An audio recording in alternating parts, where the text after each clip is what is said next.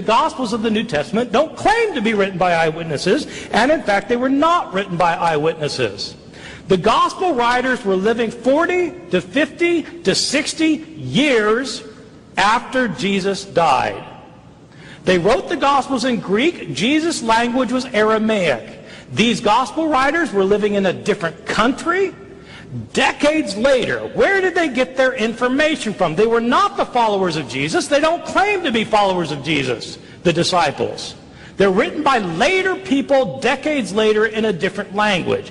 Where did they get their information from? They heard stories about Jesus that had been in circulation year after year after year, decade after decade, down to the time that the gospel writers living in a different country, speaking a different language, heard the stories. What happens to oral stories when they are transmitted orally? They change.